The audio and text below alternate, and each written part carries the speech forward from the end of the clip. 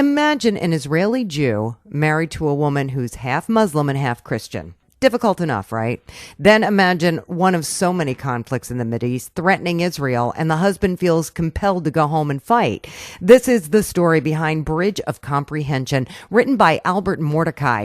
Complete fiction, but a story that, as you say, Albert, is all too often true. It's always happening. I know interfaith marriage in Israel and in America and all over the world. But the interfaith marriage between, Jewish Israeli and half Muslim, special half Christian, it's more problematic. And when the time comes, her father is a Muslim and he can understand why his son-in-law have to go and fight and may be killing his own cousins. It's about love, it's about hate, it's about understanding, it's about misunderstanding, disagreement, and agreement.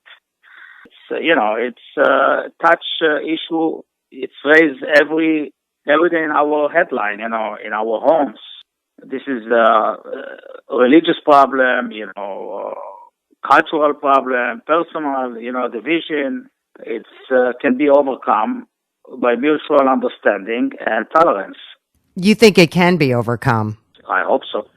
I know. I hope so too, because it's frightening now. It just seems like there's so much hatred. It's a radical religion. I always tell people around me, I hope I'm wrong, but looks like it's going to get worse before it's going to get better. What's your background and what made you want to write this book? I started writing about 20 years ago. I wrote about when it was the Lebanon War in 1982, right? It's more than 20 years ago. I started writing, I wrote about 35 pages, but, it was handwriting, not by computer.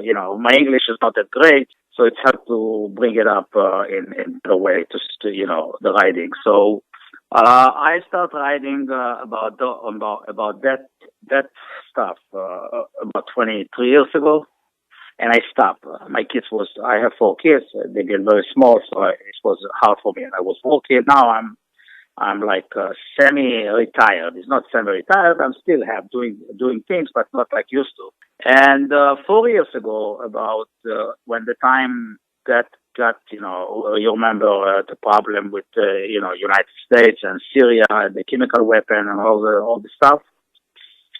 And I got an idea to start writing about all these things. And I involve all these characters in my book. And I started writing, and slowly, I saw a picture of a book. My message is, doesn't matter where we come from and what religions we are. We have to start to try to have a mutual respect to one another. If we're going to have this mutual respect to one another, it's not going to be any war in this world. And I know, I'm not a naive, I know it's not going to happen, but it can get better and get worse.